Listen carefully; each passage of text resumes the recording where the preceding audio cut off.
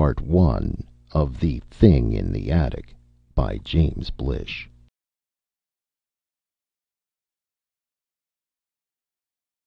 Honath and his fellow arch-doubters did not believe in the giants, and for this they were cast into hell. And when survival depended upon unwavering faith in their beliefs, they saw that there were giants after all. It is written that after the giants came to Tellura from the far stars, they abode a while and looked upon the surface of the land, and found it wanting and of evil omen. Therefore did they make men to live always in the air and in the sunlight and in the light of the stars, that he would be reminded of them. And the giants abode yet a while, and taught men to speak and to write and to weave and to do many things which are needful to do, of which the writings speak. And thereafter they departed to the far stars, saying, Take this world as your own, and though we shall return, fear not, for it is yours. The Book of Laws. Honath the Pursemaker was hauled from the nets an hour before the rest of the prisoners, as befitted his role as the arch-doubter of them all. It was not yet dawn, but his captors led him in great bounds through the endless musky-perfumed orchid gardens, small dark shapes with crooked legs, hunched shoulders, slim hairless tails carried like his in concentric spirals wound clockwise. Behind them sprang Honath on the end of a long tether, timing his leaps by theirs, since any slip would hang him summarily. He would, of course, be on his way to the surface, some 250 feet below the orchid gardens, shortly after dawn in any event. But not even the arch-doubter of them all wanted to begin the trip, not even at the merciful snap-spine end of a tether, a moment before the law said go. The looping, interwoven network of vines beneath them, each cable as thick through as a man's body, bellied out and down sharply as the leapers reached the edge of the fern-tree forest which surrounded the copse of fan palms. The whole party stopped before beginning the descent, and looked eastward across the dim bowl. The stars were paling more and more rapidly. Only the bright constellation of the Parrot could still be picked out without doubt. "A fine day," one of the guards said conversationally. "Better to go below on a sunny day than in the rain, Pursemaker." Honath shuddered and said nothing. Of course it was always raining down below in hell, that much could be seen by a child. Even on sunny days the endless pinpoint rain of transpiration from the 100 million leaves of the eternal trees hazed the forest air and soaked the black bog forever. He looked around in the brightening, misty morning. The eastern horizon was black against the limb of the great red sun, which had already risen about a third of its diameter. It was almost time for the small, blue-white, furiously hot consort to follow. All the way to that brink, as to every other horizon, the woven ocean of the treetops flowed gently in long, unbreaking waves, featureless as some smooth oil. Only nearby could the eye break that ocean into its details, into the world as it was, a great many-tiered network, thickly overgrown with small ferns, with air-drinking orchids, with 1,000 varieties of fungi sprouting wherever vine crossed vine and collected a little humus for them, with the vivid parasites sucking sap from the vines, the trees, and even each other. In the ponds of rainwater collected by the closely fitted leaves of the bromeliads, tree-toads and peepers stopped down their hoarse songs dubiously as the light grew and fell silent one by one. In the trees below the world, the tentative morning screeches of the lizard-birds, the souls of the damned, or the devils who hunted them, no one was quite sure which, took up the concert. A small gust of wind whipped out of the hollow above the glade of fan palms, making the network under the party shift slightly as if in a loom. Honath gave with it easily, automatically, but one of the smaller vines toward which he had moved one furless hand hissed at him and went pouring away into the darkness beneath. A chlorophyll green snake, came up out of the dripping aerial pathways in which it hunted in ancestral gloom, to greet the suns and dry its scales in the quiet morning. Farther below, an astonished monkey, routed out of its bed by the disgusting serpent, sprang into another tree, reeling off 10 mortal insults, one after the other, while still in mid-leap. The snake, of course, paid no attention, since it did not speak the language of men.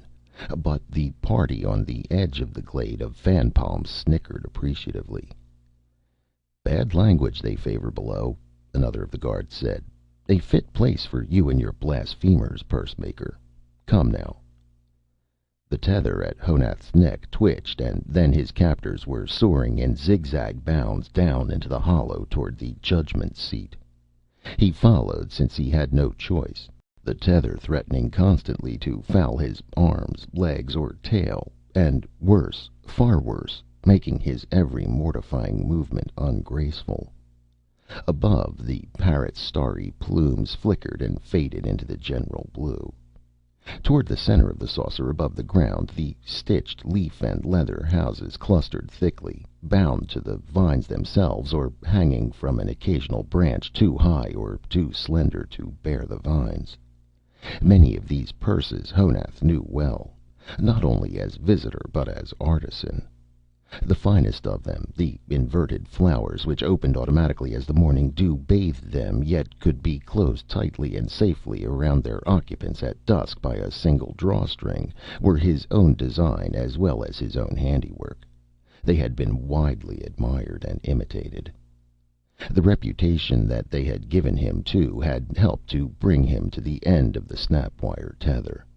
They had given weight to his words, among others, weight enough to make him at last the arch-doubter, the man who leads the young into blasphemy, the man who questions the book of laws. And they had probably helped to win him his passage on the elevator to hell. The purses were already opening as the party swung among them. Here and there sleepy faces blinked out from amid exfoliating sections, crisscrossed by relaxing lengths of dew-soaked rawhide. Some of the awakening householders recognized Honath, of that he was sure, but none came out to follow the party, though the villagers should be beginning to drop from the hearts of their stitched flowers like ripe seed pods by this hour of any normal day. A judgment was at hand, and they knew it. And even those who had slept the night in one of Honath's finest houses would not speak for him now. Everyone knew, after all, that Honath did not believe in the giants. Honath could see the judgment seat itself now, a slung chair of woven cane crowned along the back with a row of gigantic mottled orchids. These had supposedly been transplanted there when the chair was made, but no one could remember how old they were, since there were no seasons. There was no particular reason why they should not have been there forever. The seat itself was at the back of the arena and high above it, but in the gathering light Honath could make out the white furred face of the tribal spokesman, like a lone silver and black pansy among the huge vivid blooms. At the center of the arena proper was the elevator itself. Honath had seen it often enough, and had himself witnessed judgments where it was called into use, but he could still hardly believe that he was almost surely to be its next passenger. It consisted of nothing more than a large basket, deep enough so that one would have to leap out of it, and rimmed with thorns to prevent one from leaping back in. 3 hempen ropes were tied to its rim, and were then cunningly interwound on a single drum windlass of wood, which could be turned by 2 men even when the basket was loaded. The procedure was equally simple. The condemned man was forced into the basket, and the basket was lowered out of sight until the slackening of the ropes indicated that it had touched the surface. The victim climbed out, and if he did not, the basket remained below until he starved, or until hell otherwise took care of its own, and the windlass was rewound. The sentences were for varying periods of time according to the severity of the crime, but in practical terms this formality was empty. Although the basket was dutifully lowered when the sentence had expired, no one had ever been known to get back into it. Of course, In a world without seasons or moons, and hence without any but an arbitrary year, long periods of time are not easy to count accurately. The basket could arrive 30 or 40 days to one side or the other of the proper date. But this was only a technicality, however, for if keeping time was difficult in the attic world, it was probably impossible in hell. Honath's guards tied the free end of his tether to a branch and settled down around him. One abstractedly passed a pine cone to him, and he tried to occupy his mind with the business of picking the juicy seeds from it, but somehow they had no flavor. More captives were being brought in now, while the spokesman watched with glittering black eyes from his high perch. There was Matilda the forager, shivering as if with ague, the fur down her left side glistening and spiky as though she had inadvertently overturned a tank plant on herself.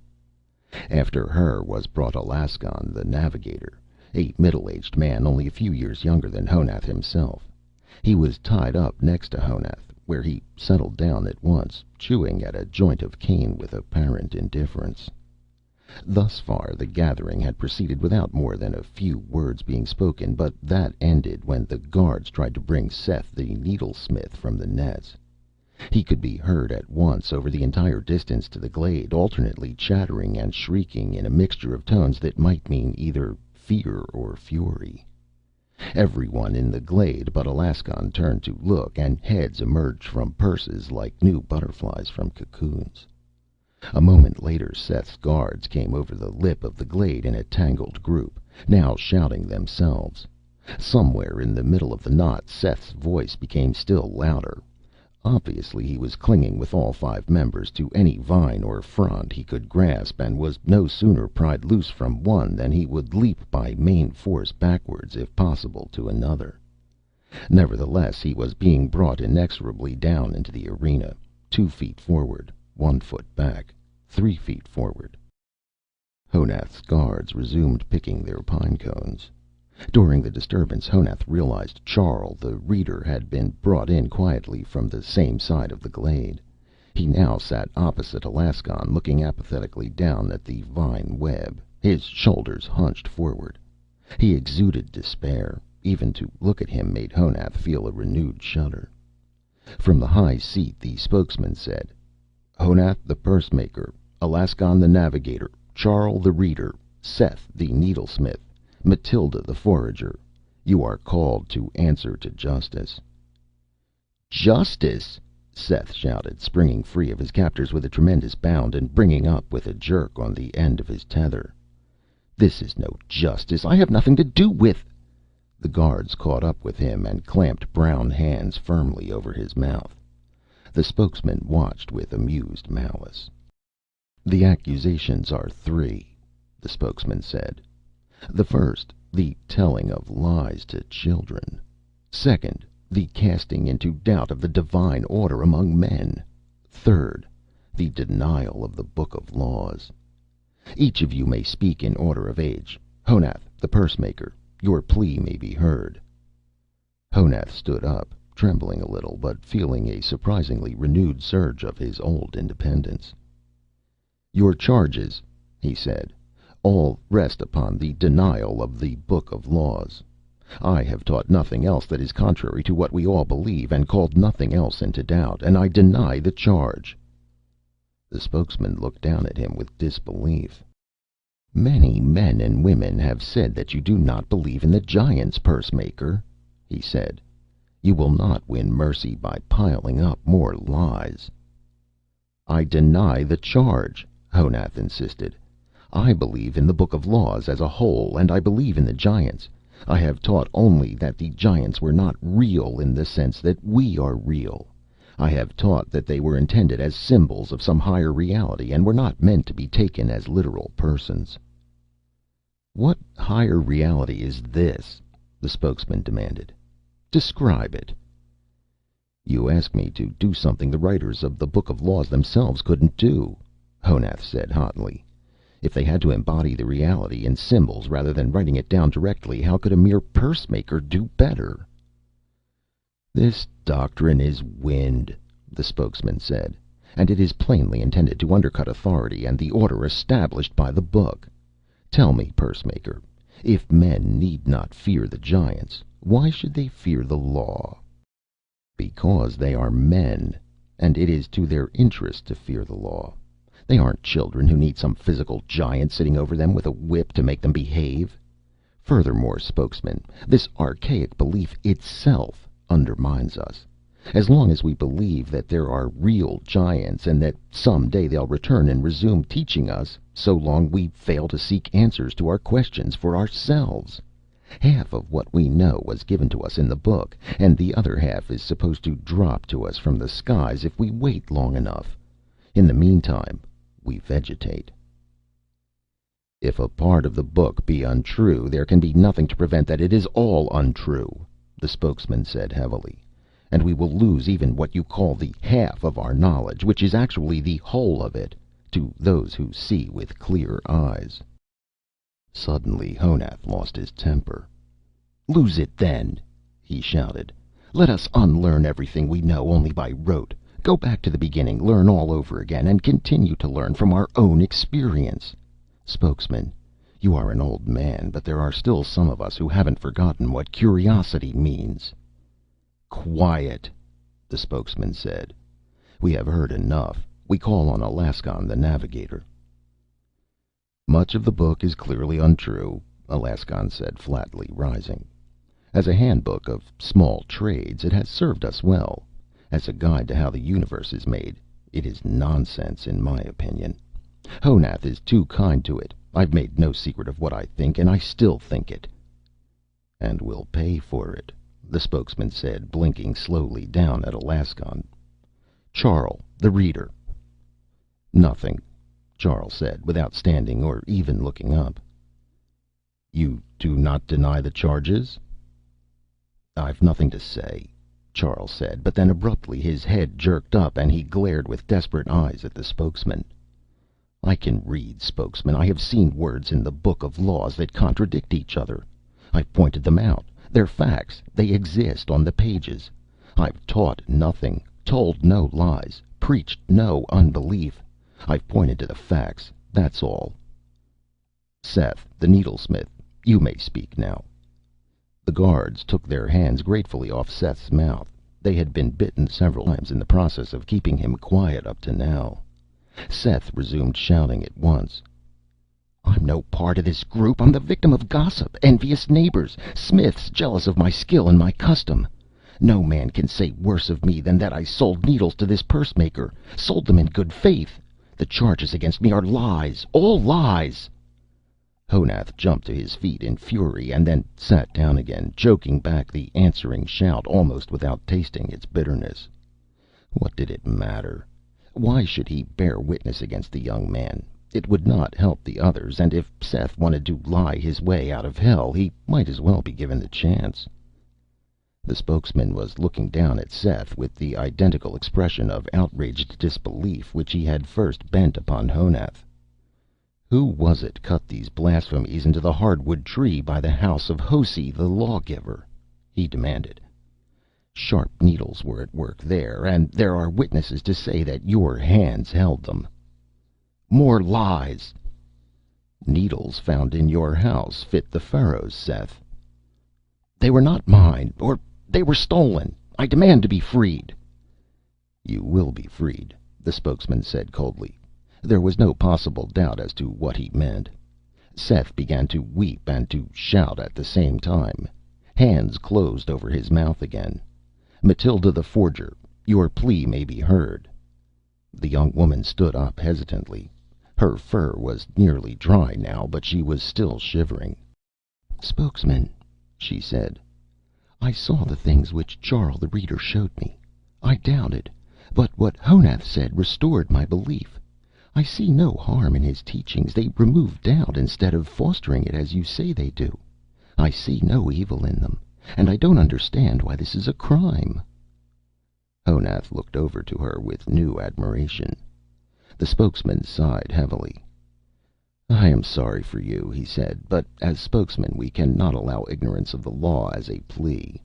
We will be merciful to you all. However, renounce your heresy, affirm your belief in the book as it is written from bark to bark, and you shall be no more than cast out of the tribe."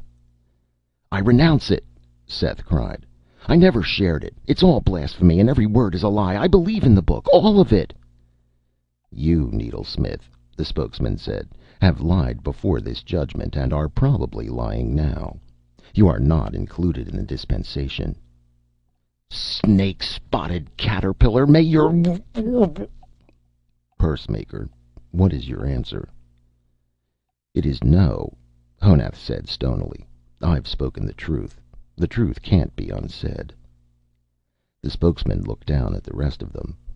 "As for you three, consider your answers carefully. To share the heresy means sharing the sentence. The penalty will not be lightened only because you did not invent the heresy."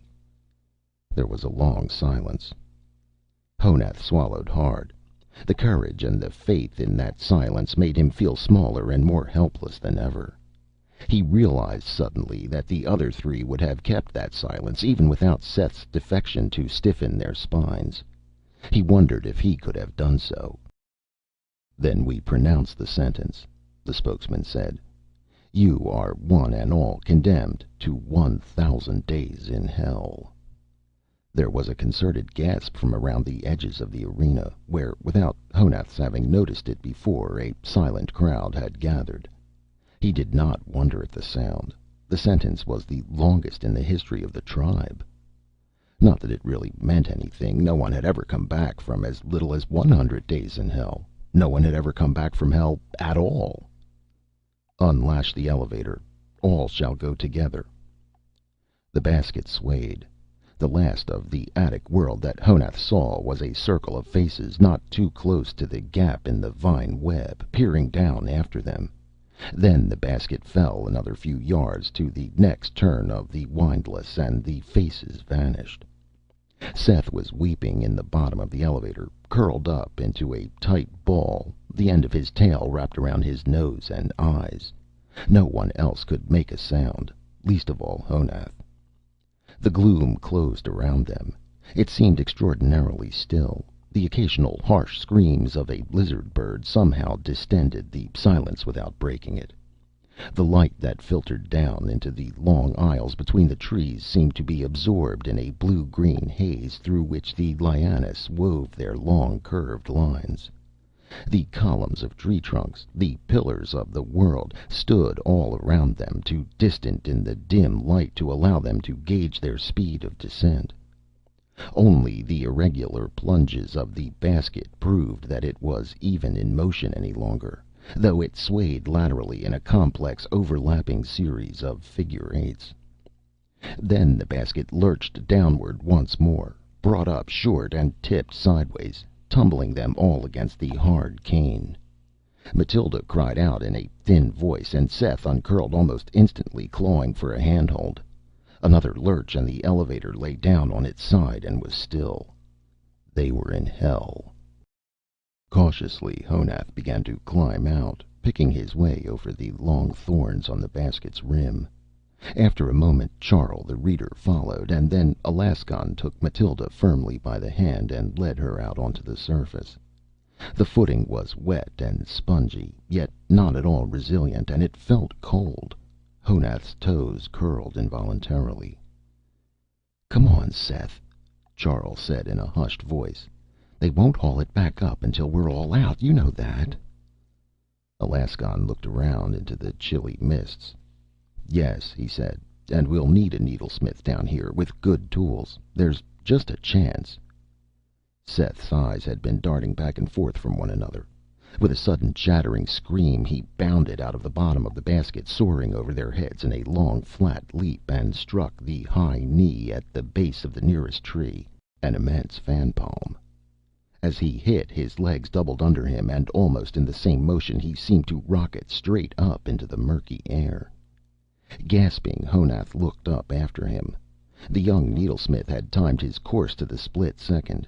He was already darting up the rope from which the elevator was suspended. He did not even bother to look back. After a moment, the basket tipped upright. The impact of Seth's weight hitting the rope evidently had been taken by the windlass team to mean that the condemned people were all out on the surface. A twitch on the rope was the usual signal. The basket began to rise, hobbling and dancing. Its speed of ascent, added to Seth's, took his racing, dwindling figure out of sight quickly. After a while, the basket was gone too. "He'll never get to the top," Matilda whispered. "It's too far, and he's going too fast. He'll lose strength and fall." "I don't think so," Alaskan said heavily. "He's agile and strong. If anyone could make it, he could." "They'll kill him if he does." "Of course they will," Alaskan said, shrugging. "I won't miss him," Honath said. "No more will I. But we could use some sharp needles down here, Honath. Now we'll have to plan to make our own, if we can identify the different woods, down here where there aren't any leaves to help us tell them apart." Honath looked at the navigator curiously.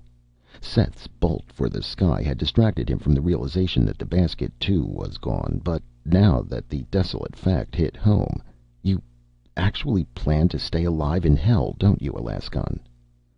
"Certainly," Alaskan said calmly. "This is no more hell than up there is heaven. It's the surface of the planet, no more, no less. We can stay alive if we don't panic. Were you just going to sit here until the furries came for you, Honath?" "I hadn't thought about it much," Honath confessed. "But if there is any chance that Seth will lose his grip on that rope before he reaches the top and they stab him, shouldn't we wait and see if we can catch him? He can't weigh more than 35 pounds. Maybe we could contrive some sort of net." "He'd just break our bones along with his," Charl said. "I'm for getting out of here as fast as possible." "What for? Do you know a better place?" "No, but whether this is hell or not, there are demons down here. We've all seen them from up above. They must know that the elevator always lands here and empties out free food. This must be a feeding ground for them." He had not quite finished speaking when the branches began to sigh and toss far above. A gust of stinging droplets poured along the blue air and thunder rumbled. Matilda whimpered. "It's only a squall coming up," Honath said, but the words came out in a series of short croaks. As the wind had moved through the trees, Honath had automatically flexed his knees and put his arms out for handholds, awaiting the long wave of response to pass through the ground beneath him. But nothing happened. The surface under his feet remained solidly where it was, flexing not a fraction of an inch in any direction, and there was nothing nearby for his hands to grasp. He staggered, trying to compensate for the failure of the ground to move. At the same moment, another gust of wind blew through the aisles, a little stronger than the first, and called insistently for a new adjustment of his body to the waves which would be passing among the treetops. Again the squashy surface beneath him refused to respond. The familiar give and take of the vine web to the winds, a part of his world as accustomed as the winds themselves, was gone. Honath was forced to sit down, feeling distinctly ill. The damp, cool earth under his furless buttocks was unpleasant, but he could not have remained standing any longer without losing his meager prisoner's breakfast. One grappling hand caught hold of the ridged, gritting stems of a clump of horsetail, but the contact failed to allay the uneasiness. The others seemed to be bearing it no better than Honath. Matilda, in particular, was rocking dizzily, her lips compressed, her hands clasped to her delicate ears. Dizziness. It was unheard of up above, except among those who had suffered grave head injuries or were otherwise very ill. But on the motionless ground of hell, it was evidently going to be with them constantly. Charles squatted, swallowing convulsively. I can't stand," he moaned.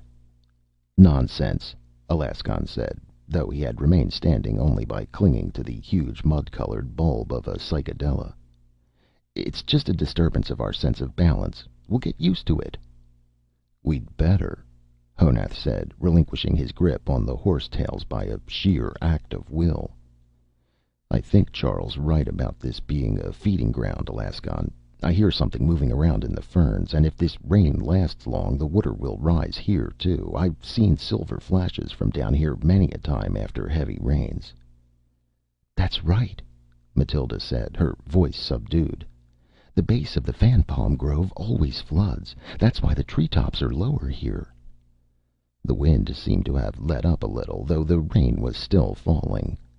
Alaskan stood up tentatively and looked around. "Then let's move on," he said. "If we try to keep under cover until we get to higher ground." A faint crackling sound high above his head interrupted him. It got louder. Feeling a sudden spasm of pure fear, Honath looked up. Nothing could be seen for an instant but the faraway curtain of branches and fern fronds. Then, with shocking suddenness, something plummeted through the blue-green roof and came tumbling toward them. It was a man, twisting and tumbling through the air with grotesque slowness, like a child turning in its sleep. They scattered. The body hit the ground with a sodden thump, but there were sharp overtones to the sound, like the bursting of a gourd. For a moment nobody moved. Then Honath crept forward. It had been Seth, as Honath had realized the moment the figurine had burst through the branches far above. But it had not been the fall that had killed him. He had been run through by at least a dozen needles, some of them, beyond doubt, tools from his own shop, their points edged hair-fine by his own precious strops of leatherwood bark. There would be no reprieve from above. The sentence was 1,000 days. This burst and broken huddle of fur was the only alternative. And the first day had barely begun. They toiled all the rest of the day to reach higher ground.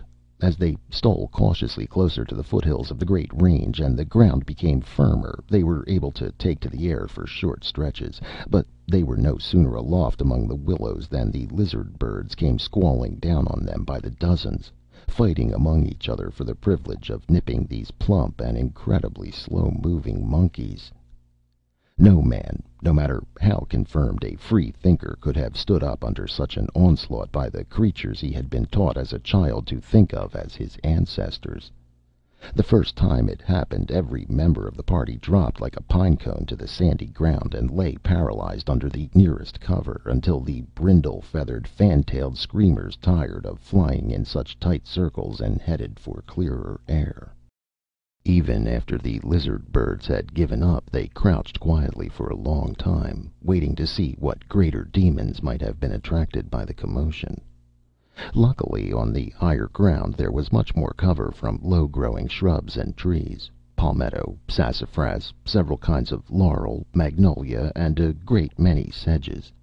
Up here, too, the endless jungle began to break around the bases of the great pink cliffs. Overhead were welcome vistas of open sky, sketchily crossed by woven bridges leading from the vine world to the cliffs themselves. In the intervening columns of blue air a whole hierarchy of flying creatures ranked themselves layer by layer. First the low-flying beetles, bees, and two-winged insects. Next were the dragonflies which hunted them, some with wing spreads as wide as 2 feet. Then the lizard birds, hunting the dragonflies and anything else that could be nipped without fighting back.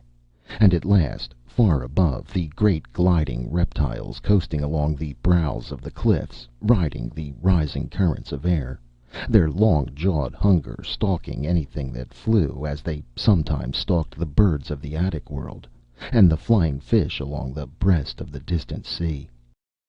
The party halted in an especially thick clump of sedges. Though the rain continued to fall harder than ever, they were all desperately thirsty. They had yet to find a single bromeliad. Evidently the tank plants did not grow in hell. Cupping their hands to the weeping sky accumulated surprisingly little water, and no puddles large enough to drink from accumulated on the sand. But at last, here under the open sky, there was too much fierce struggle in the air to allow the lizard birds to congregate and squall about their hiding place. The white sun had already set, and the red sun's vast arc still bulged above the horizon. In the lurid glow the rain looked like blood, and the seamed faces of the pink cliffs had all but vanished. Honath peered dubiously out from under the sedges at the still distant escarpments. "I don't see how we can hope to climb those," he said in a low voice. "That kind of limestone crumbles as soon as you touch it. Otherwise, we'd have had better luck with our war against the cliff tribe." "We could go around the cliffs," Charl said. "The foothills of the Great Range aren't very steep. If we could last until we get to them, we could go up into the range itself." "To the volcanoes?" Matilda protested. "But nothing can live up there, nothing but the white fire things. And there are lava flows, too, and the choking smoke." "Well, we can't climb these cliffs. Honath's quite right," Alaskon said. "And we can't climb the basalt steps, either. There's nothing to eat along them, let alone any water or cover. I don't see what else we can do but try to get up into the foothills." "Can't we stay here?" Matilda said plaintively. "No," Honath said, even more gently than he had intended. Matilda's 4 words were, he knew, the most dangerous words in hell. He knew it quite surely because of the imprisoned creature inside him that cried out to say yes instead. "We have to get out of the country of the demons, and maybe, just maybe, if we can cross the Great Range, we can join a tribe that hasn't heard about our being condemned to hell. There are supposed to be tribes on the other side of the range, but the cliff people would never let our folk get through them. That's on our side now." "That's true," Alaskon said, brightening a little. "And from the top of the range we could come down into another tribe instead of trying to climb up into their village out of hell. Honath, I think it might work." "Then we'd better try to sleep right here and now," Charl said. "It seems safe enough. If we're going to skirt the cliffs and climb those foothills, we'll need all the strength we've got left." Honath was about to protest, but he was suddenly too tired to care. Why not sleep it over? And if in the night they were found and taken, well, that would at least put an end to the struggle. It was a cheerless and bone-damp bed to sleep in, but there was no alternative. They curled up as best they could. Just before he was about to drop off at last, Honath heard Matilda whimpering to herself, and on impulse crawled over to her and began to smooth down her fur with his tongue. To his astonishment, each separate silky hair was loaded with dew. Long before the girl had curled herself more tightly and her complaints had dwindled into sleepy murmurs, Honath's thirst was assuaged. He reminded himself to mention the method in the morning. But when the white sun finally came up, there was no time to think of thirst. Charl, the reader, was gone. Something had plucked him from their huddled midst as neatly as a fallen breadfruit, and had dropped his cleaned ivory skull just as negligently some 200 feet farther on up the slope which led toward the pink cliffs. Late that afternoon, the 3 found the blue turbulent stream flowing out of the foothills of the Great Range. Not even Alaskon knew quite what to make of it. It looked like water, but it flowed like the rivers of lava that crept downward from the volcanoes. Whatever else it could be, obviously it wasn't water. Water stood, it never flowed. It was possible to imagine a still body of water as big as this, but only in a moment of fancy, an exaggeration derived from the known bodies of water in the tank plants. But this much water in motion? It suggested pythons. It was probably poisonous. It did not occur to any of them to drink from it. They were afraid even to touch it, let alone cross it, for it was almost surely as hot as the other kinds of lava rivers. They followed its course cautiously into the foothills, their throats as dry and gritty as the hollow stems of horsetails. Except for the thirst, which was in an inverted sense their friend, insofar as it overrode the hunger, the climbing was not difficult. It was only circuitous because of the need to stay under cover, to reconnoiter every few yards, to choose the most sheltered course rather than the most direct. By an unspoken consent, none of the 3 mentioned Charl, but their eyes were constantly darting from side to side, searching for a glimpse of the thing that had taken him. That was perhaps the worst, the most terrifying part of the tragedy. Not once since they had been in hell had they actually seen a demon, or even any animal as large as a man.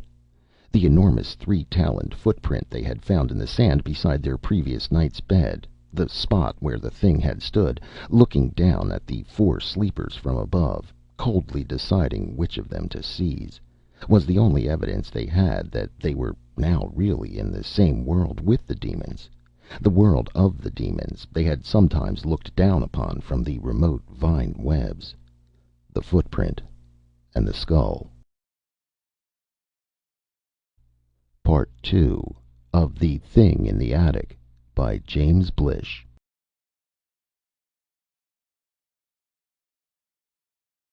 By nightfall they had ascended perhaps 150 feet. It was difficult to judge distances in the twilight, and the token vine bridges from the attic world to the pink cliffs were now cut off from sight by the intervening masses of the cliffs themselves. But there was no possibility that they could climb higher today. Although Matilda had borne the climb surprisingly well, and Honath himself still felt almost fresh, Alaskan was completely winded. He had taken a bad cut on one hip from a serrated spike of volcanic glass against which he had stumbled. The wound, bound with leaves to prevent its leaving a spoor which might be followed, evidently was becoming steadily more painful. Honath finally called a halt as soon as they reached the little ridge with the cave in back of it. Helping Alaskan over the last boulders, he was astonished to discover how hot the navigator's hands were. He took him back into the cave, and then came out onto the ledge again. "He's really sick," he told Matilda in a low voice. "He needs water and another dressing for that cut, and we've got to get both for him somehow. If we ever get to the jungle on the other side of the range, we'll need a navigator even worse than we need a needlesmith." "But how? I could dress the cut if I had the materials, Honath, but there's no water up here. It's a desert. We'll never get across it." "We've got to try. I can get him water, I think. There was a big cycladella on the slope we came up, just before we passed that obsidian spur that hurt Alaskan. Gourds that size usually have a fair amount of water inside them, and I can use a piece of the spur to rip it open." A small hand came out of the darkness and took him tightly by the elbow. "Honath, you can't go back down there. Suppose the demon that took Charl is still following us. They hunt at night, and this country is all so strange." "I can find my way. I'll follow the sound of the stream of blue lava, or whatever it is. You pull some fresh leaves for Alaskan and try to make him comfortable. Better loosen those vines around the dressing a little. I'll be back." He touched her hand and pried it loose gently.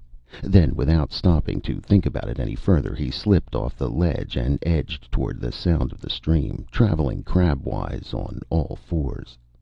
But he was swiftly lost.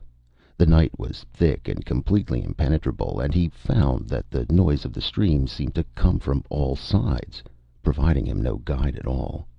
Furthermore, his memory of the ridge which led up to the cave appeared to be faulty, for he could feel it turning sharply to the right beneath him, though he remembered distinctly that it had been straight past the first side branch and then had gone to the left.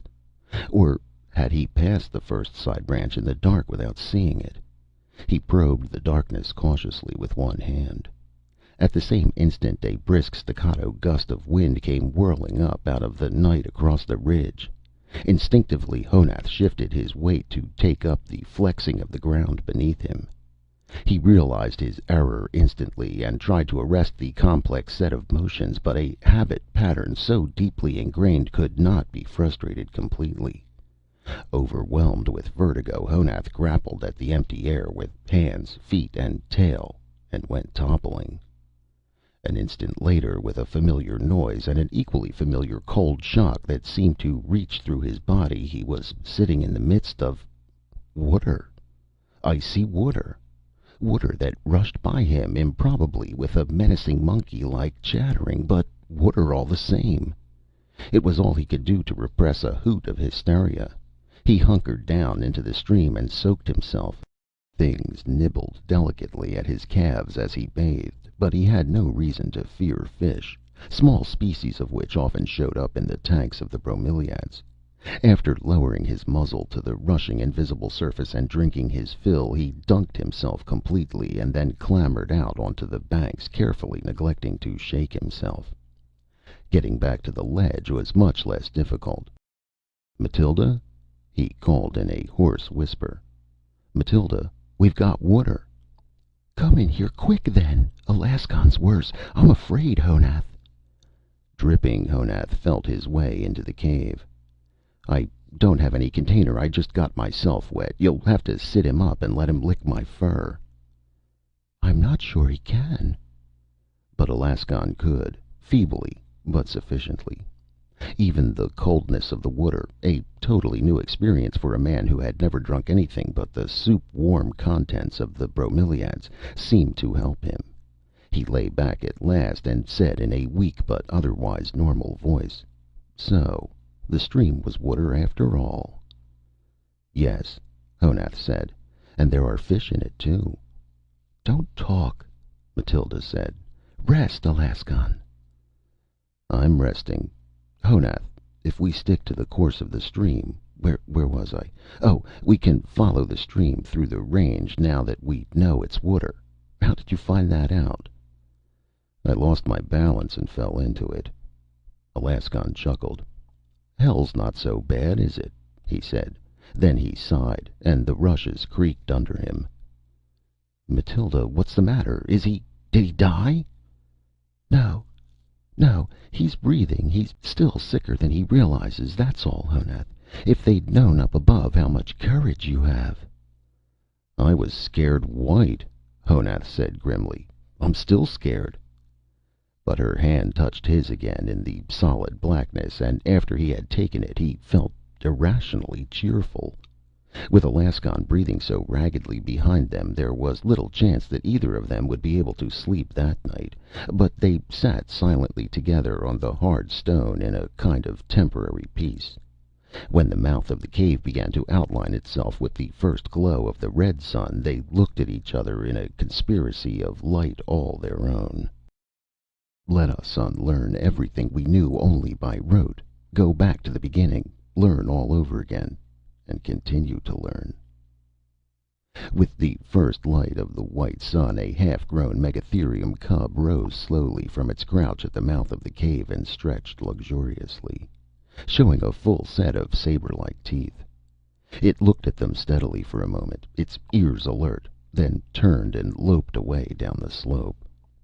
How long it had been crouched there listening to them, it was impossible to know. They had been lucky that they had stumbled into the lair of a youngster. A full-grown animal would have killed them all within a few seconds after its cat's eyes had collected enough dawn to identify them positively. The cub, since it had no family of its own, evidently had only been puzzled to find its den occupied, and didn't want to quarrel about it. The departure of the big cat left Honath frozen. Not so much frightened as simply stunned by so unexpected an end to the vigil. At the first moan from Alaskon, however, Matilda was up and walking softly to the navigator, speaking in a low voice sentences which made no particular sense and perhaps were not intended to. Honath stirred and followed her. Halfway back into the cave his foot struck something and he looked down. It was the thigh bone of some medium-large animal, imperfectly cleaned and not very recent. It looked like a keepsake the megatherium had hoped to save from the usurpers of its lair. Along a curved inner surface there was a patch of thick gray mold. Honath squatted and peeled it off carefully. "Matilda, we can put this over the wound," he said. "Some molds help prevent wounds from festering. How is he?" "Better, I think," Matilda murmured. "But he's still feverish. I don't think we'll be able to move on today." Honath was unsure whether to be pleased or disturbed. Certainly he was far from anxious to leave the cave, where they seemed at least to be reasonably comfortable. Possibly they would also be reasonably safe, for the low-roofed hole almost surely still smelt of megatherium, and intruders would recognize the smell, as the men from the attic world could not, and keep their distance. They would have no way of knowing that the cat had only been a cub and that it had vacated the premises, though of course the odor would fade before long. Yet it was important to move on, to cross the Great Range if possible, and in the end to wind their way back to the world where they belonged, and to win vindication no matter how long it took. Even should it prove relatively easy to survive in Hell, and there were few signs of that thus far, the only proper course was to fight until the attic world was totally regained. After all, it would have been the easy and the comfortable thing back there at the very beginning to have kept one's incipient heresies to oneself and remained on comfortable terms with one's neighbors. But Honath had spoken up, and so had the rest of them, in their fashions. It was the ancient internal battle between what Honath wanted to do and what he knew he ought to do. He had never heard of Kant and the categorical imperative, but he knew well enough which side of his nature would win in the long run. But it had been a cruel joke of heredity which had fastened a sense of duty onto a lazy nature. It made even small decisions egregiously painful. But for the moment at least, the decision was out of his hands. Alaskon was too sick to be moved. In addition, the strong beams of sunlight which had been glaring in across the floor of the cave were dimming by the instant, and there was a distant premonitory growl of thunder. "Then we'll stay here," he said. "It's going to rain again, and hard this time. Once it's falling in earnest, I can go out and pick us some fruit. It'll screen me even if anything is prowling around in it, and I won't have to go as far as the stream for water as long as the rain keeps up."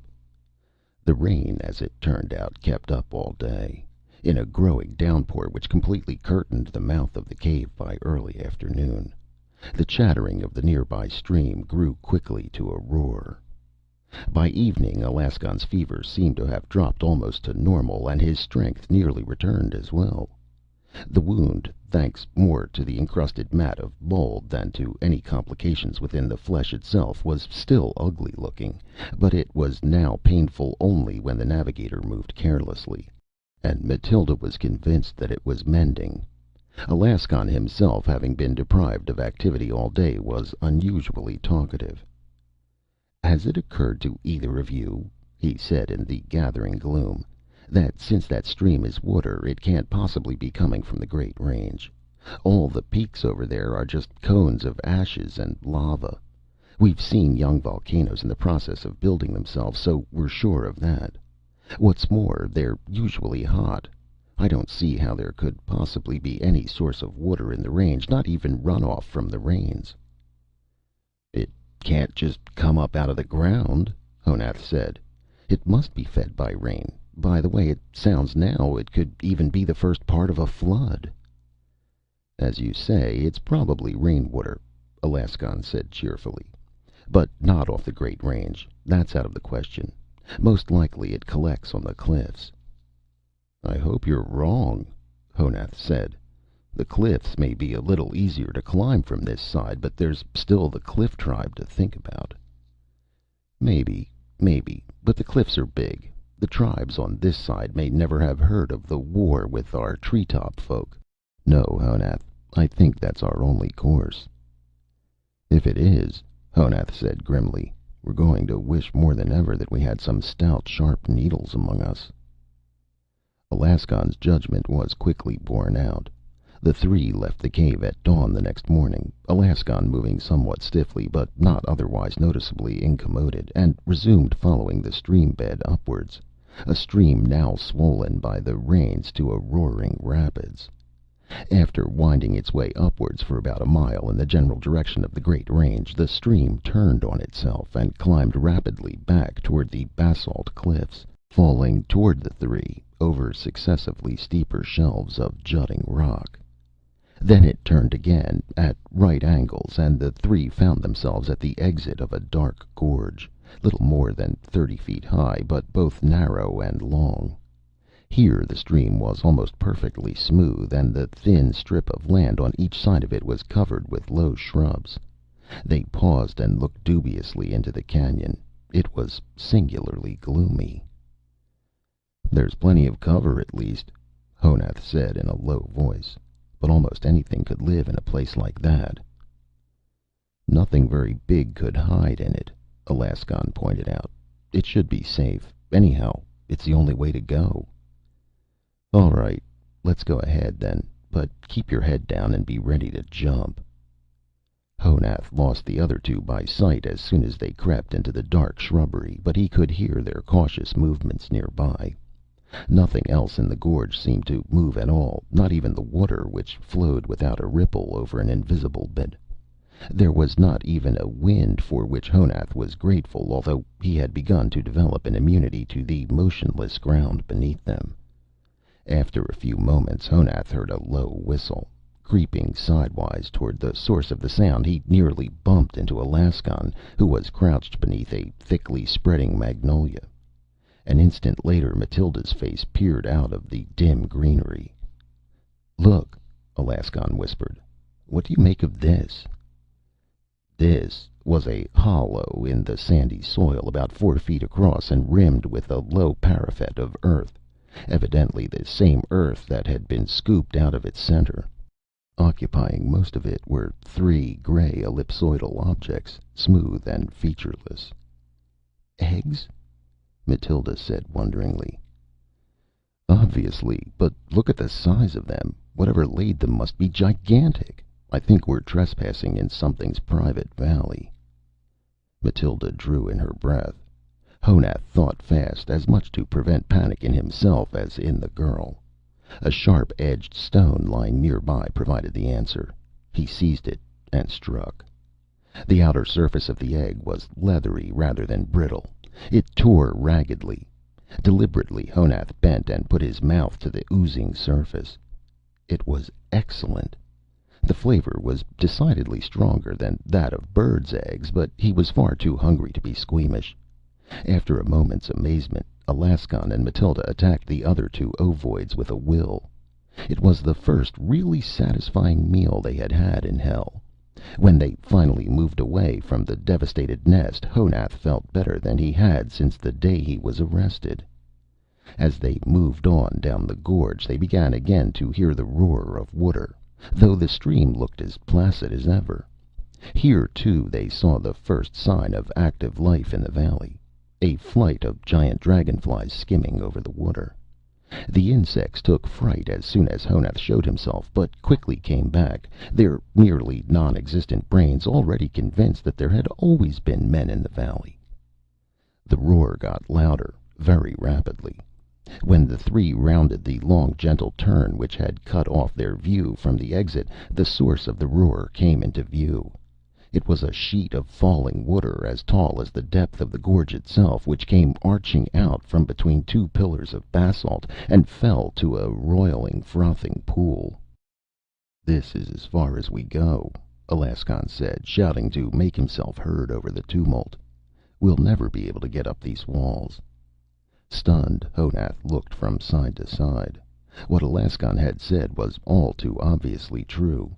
The gorge evidently had begun life as a layer of soft, partly soluble stone in the cliffs, tilted upright by some volcanic upheaval, and then worn completely away by the rushing stream. Both cliff faces were of the harder rock, and were sheer and as smooth as if they had been polished by hand. Here and there a network of tough vines had begun to climb them, but nowhere did such a network even come close to reaching the top. Honath turned and looked once more at the great arc of water and spray. If there were only some way to prevent their being forced to retrace their steps. Abruptly, over the riot of the falls, there was a piercing, hissing shriek. Echoes picked it up and sounded it again and again, all the way up the battlements of the cliffs. Honath sprang straight up in the air and came down trembling, facing away from the pool. At first he could see nothing. Then, down at the open end of the turn, there was a huge flurry of motion. A second later, a 2-legged blue-green reptile, half as tall as the gorge itself, came around the turn in a single bound and lunged violently into the far wall of the valley. It stopped as if momentarily stunned, and the great grinning head turned toward them, a face of sinister and furious idiocy. The shriek set the air to boiling again. Balancing itself with its heavy tail, the beast lowered its head and looked redly toward the falls. The owner of the robbed nest had come home. They had met a demon of hell at last. Honath's mind at that instant went as white and blank as the underbark of a poplar. He acted without thinking, without even knowing what he did. When thought began to creep back into his head again, the three of them were standing shivering in semi-darkness, watching the blurred shadow of the demon lurching back and forth upon the screen of shining water. It had been nothing but luck, not foreplanning, to find that there was a considerable space between the back of the falls proper and the blind wall of the canyon. It had been luck, too, which had forced Honath to skirt the pool in order to reach the falls at all, and thus had taken them all behind the silver curtain at the point where the weight of the falling water was too low to hammer them down for good. And it had been the blindest stroke of all that the demon had charged after them directly into the pool, where the deep boiling water had slowed its thrashing hind legs enough to halt it before it went under the falls, as it had earlier blundered into the hard wall of the gorge. Not an iota of all this had been in Honath's mind before he had discovered it to be true. At the moment that the huge reptile had screamed for the second time, he had simply grasped Matilda's hand and broken for the falls, leaping from low tree to shrub to fern faster than he had ever leapt before. He did not stop to see how well Matilda was keeping up with him, or whether or not Alaskon was following. He only ran. He might have screamed, too. He could not remember. They stood now, all three of them, wet through, behind the curtain until the shadow of the demon faded and vanished. Finally, Honath felt a hand thumping his shoulder and turned slowly. Speech was impossible here, but Alaskon's pointing finger was eloquent enough. Along the back wall of the falls, where centuries of erosion had failed to wear away completely the original soft limestone, there was a sort of serrated chimney open toward the gorge, which looked as though it could be climbed. At the top of the falls the water shot out from between the basalt pillars in a smooth, almost solid-looking tube, arching at least 6 feet before beginning to break into the fan of spray and rainbows which poured down into the gorge. Once the chimney had been climbed, it should be possible to climb out from under the falls without passing through the water again. And after that? Abruptly, Honath grinned. He felt weak all through with reaction, and the face of the demon would probably be grinning in his dreams for a long time to come. But at the same time he could not repress a surge of irrational confidence. He gestured upward jauntily, shook himself, and loped forward into the throat of the chimney. Hardly more than an hour later they were all standing on a ledge overlooking the gorge, with the waterfall screaming over the brink next to them, only a few yards away. From here it was evident that the gorge itself was only the bottom of a far greater cleft, a split in the pink and gray cliffs as sharp as though it had been riven in the rock by a bolt of sheet lightning. Beyond the basalt pillars from which the fall issued, however, the stream foamed over a long ladder of rock shelves which seemed to lead straight up into the sky. "That way?" Matilda said. "Yes, and as fast as possible," Alaskon said, shading his eyes. "It must be late. I don't think the light will last much longer." "We'll have to go single file," Honath added. "And we'd better keep hold of each other's hands. One slip on those wet steps, and it's a long way down again." Matilda shuddered and took Honath's hand convulsively. To his astonishment, the next instant she was tugging him toward the basalt pillars. The irregular patch of deepening violet sky grew slowly as they climbed. They paused often, clinging to the jagged escarpments until their breath came back, and snatching icy water in cupped palms from the stream that fell down the ladder beside them. There was no way to tell how far up into the dusk the way had taken them, but Honath suspected that they were already somewhat above the level of their own vine-web world. The air smelled colder and sharper than it ever had above the jungle. The final cut in the cliffs through which the stream fell was another chimney. It was steeper and more smooth-walled than the one which had taken them out of the gorge under the waterfall, but narrow enough to be climbed by bracing one's back against one side and one's hands and feet against the other. The column of air inside the chimney was filled with spray, but in hell that was too minor a discomfort to bother about. At long last, Honath heaved himself over the edge of the chimney onto flat rock, drenched and exhausted, but filled with an elation he could not suppress and did not want to. They were above the attic jungle. They had beaten hell itself. He looked around to make sure that Mathild was safe, and then reached a hand down to Alaskon. The navigator's bad leg had been giving him trouble. Honath heaved mightily, and Alaskon came heavily over the edge and lit sprawling on the high mesa. The stars were out. For a while they simply sat and gasped for breath. Then they turned one by one to see where they were. There was not a great deal to see. There was the mesa, domed with stars on all sides, and a shining, finned spindle, like a gigantic minnow, pointing skyward in the center of the rocky plateau. And around the spindle, indistinct in the starlight, around the shining minnow, tending it, were giants. This, then, was the end of the battle to do what was right, whatever the odds. All the show of courage against superstition, all the black battles against hell itself, came down to this: the giants were real. They were unarguably real. Though they were twice as tall as men, stood straighter, had broader shoulders, and were heavier across the seat, and had no visible tails, their fellowship with men was clear. Even their voices, as they shouted to each other around their towering metal minnow, were the voices of men made into gods. Voices as remote from those of men as the voices of men were remote from those of monkeys, yet just as clearly of the same family. These were the giants of the Book of Laws. They were not only real, but they had come back to Tellura as they had promised to do. And they would know what to do with unbelievers, and with fugitives from hell. It had all been for nothing. Not only the physical struggle, but the fight to be allowed to think for oneself as well. The gods existed. Literally. Actually. This belief was the real hell from which Honath had been trying to fight free all his life. But now it was no longer just a belief. It was a fact. A fact that he was seeing with his own eyes. The giants had returned to judge their handiwork.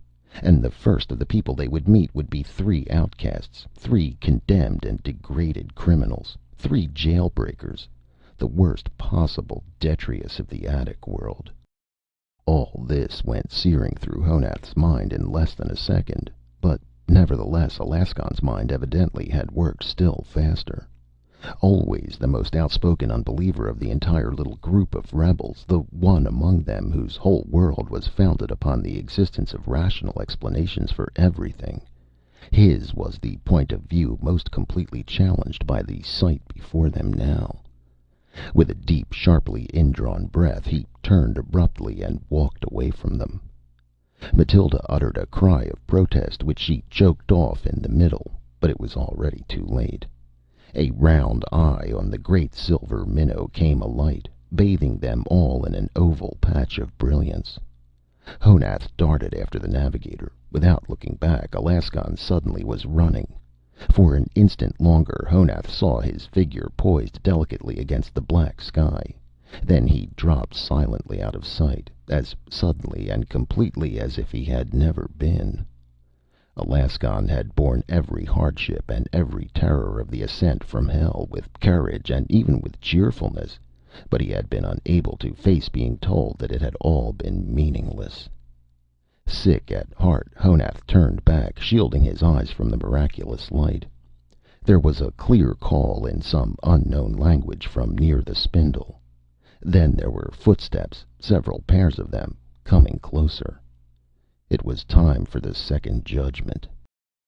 After a long moment, a big voice from the darkness said, "Don't be afraid. We mean you no harm. We're men, just as you are."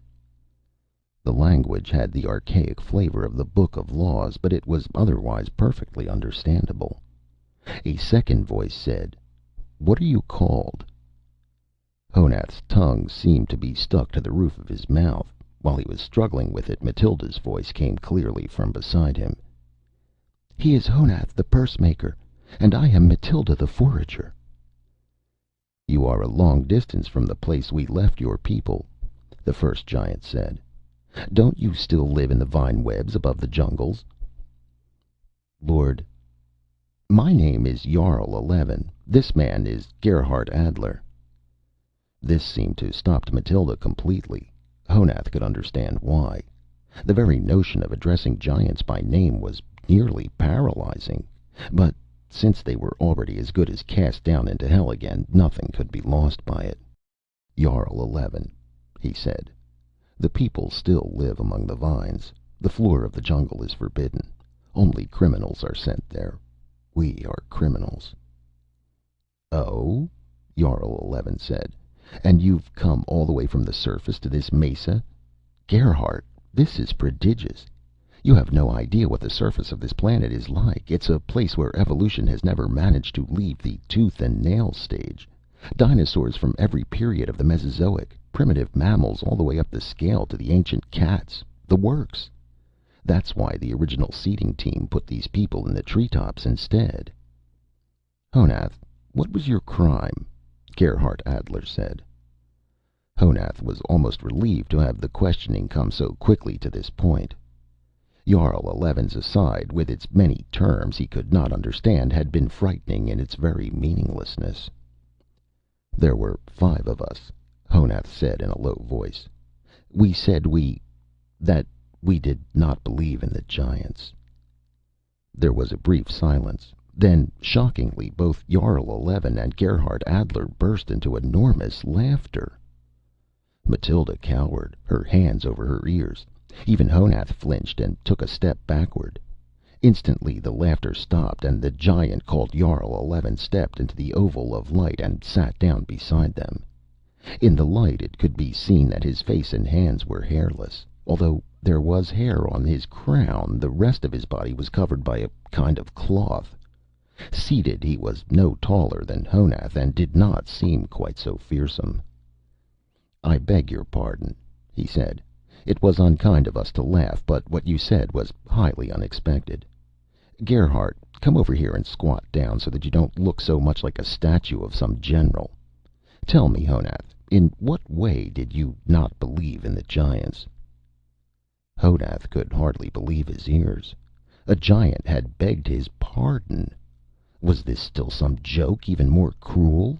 But whatever the reason, Jarl 11 had asked him a question. "Each of the 5 of us differed," he said. "I held that you were not real except as symbols of some abstract truth. One of us, the wisest, believed that you did not exist in any sense at all. But we all agreed that you were not gods." "And of course we aren't," Jarl 11 said. "We're men. We come from the same stock as you. We're not your rulers, but your brothers. Do you understand what I say?" "No," Honath admitted. "Then let me tell you about it. There are men on many worlds, Honath. They differ from one another because the worlds differ, and different kinds of men are needed to people each one. Gerhardt and I are the kind of men who live on a world called Earth, and many other worlds like it. We are 2 very minor members of a huge project called a seeding program, which has been going on for thousands of years now. It's the job of the seeding program to survey newly discovered worlds, and then to make men suitable to live on each new world." "To make men? But only gods." No. Be patient and listen," said Jarl 11. "We don't make men. We make them suitable. There's a great deal of difference between the two. We take the living germ plasm, the sperm and the egg, and we modify it. When the modified man emerges, we help him to settle down in his new world.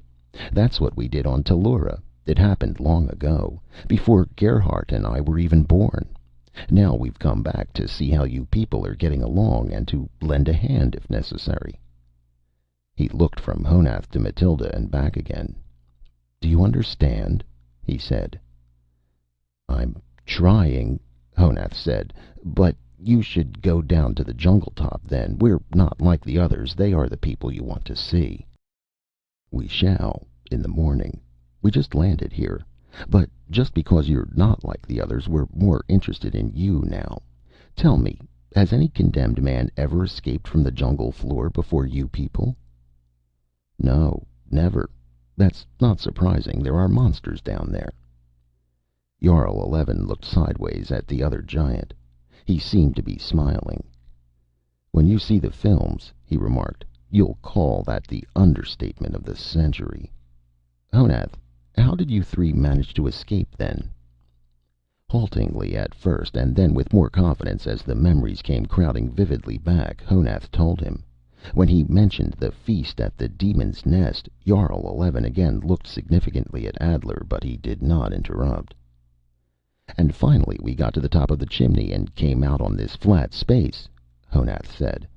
"Alaskon was still with us then, but when he saw you and the metal thing, he threw himself back down the cleft. He was a criminal like us, but he should not have died. He was a brave man, and a wise one." "Not wise enough to wait until all the evidence was in," Adler said enigmatically. "All in all, Jarl, I'd say prodigious is the word for it. This is easily the most successful seeding job any team has ever done, at least in this limb of the galaxy. And what a stroke of luck to be on the spot just as it came to term, and with a couple at that." "What does he mean?" Honath said. "Just this, Honath. When the seeding team set your people up in business on Tellura, they didn't mean for you to live forever in the treetops. They knew that sooner or later you'd have to come down to the ground and learn to fight this planet on its own terms. Otherwise you'd go stale and die out." "Live on the ground all the time?" Matilda said in a faint voice. "Yes, Matilda. The life in the treetops was to have been only an interim period, while you gathered knowledge you needed about Tellura and put it to use. But to be the real masters of the world, you will have to conquer the surface, too. The device your people worked out, that of sending criminals to the surface, was the best way of conquering the planet that they could have picked. It takes a strong will and courage to go against custom, and both those qualities are needed to lick Tellura. Your people exiled just such fighting spirits to the surface, year after year after year. Sooner or later, some of those exiles were going to discover how to live successfully on the ground and make it possible for the rest of your people to leave the trees. You and Honath have done just that." "Observe, please, Jarl," Adler said. "The crime in this first successful case was ideological. That was the crucial turn in the criminal policy of these people. A spirit of revolt is not quite enough, but couple it with brains and isse homo." Honath's head was swimming. "But what does all this mean?" he said. "Are we not condemned to hell any more?" "No, you're still condemned, if you still want to call it that," Jarl Eleven said soberly. "You've learned how to live down there, and you've found out something even more valuable: how to stay alive while cutting down your enemies. Do you know that you killed 3 demons with your bare hands? You and Matilda and Alaskon?" "Killed?" "Certainly," Jarl Eleven said. "You ate 3 eggs. That is the classical way, and indeed the only way, to wipe out monsters like the dinosaurs. You can't kill the adults with anything short of an anti-tank gun, but they're helpless in embryo, and the adults haven't the sense to guard their nests." Honath heard, but only distantly. Even his awareness of Matilda's warmth next to him did not seem to help much. "Then we have to go back down there?" he said dully. "And this time forever?"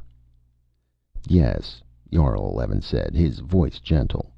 "But you won't be alone, Honath. Beginning tomorrow, you'll have all your people with you." "All our people? But you're going to drive them out?" "All of them. Oh, we won't prohibit the use of the vine webs, too, but from now on your race will have to fight it out on the surface as well. You and Matilda have proven that it can be done. It's high time the rest of you learned, too." "Jarl, you think too little of these young people themselves," Adler said. "Tell them what is in store for them. They are frightened." Of course.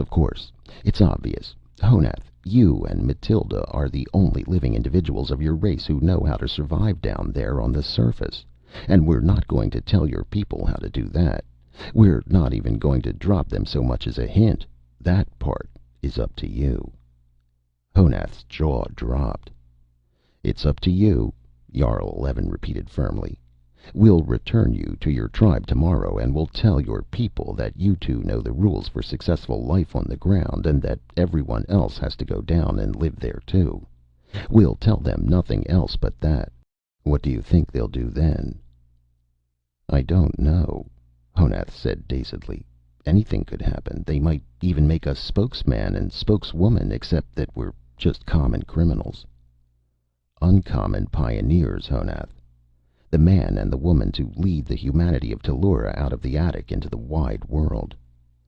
Jarl Eleven got to his feet, the great light playing over him.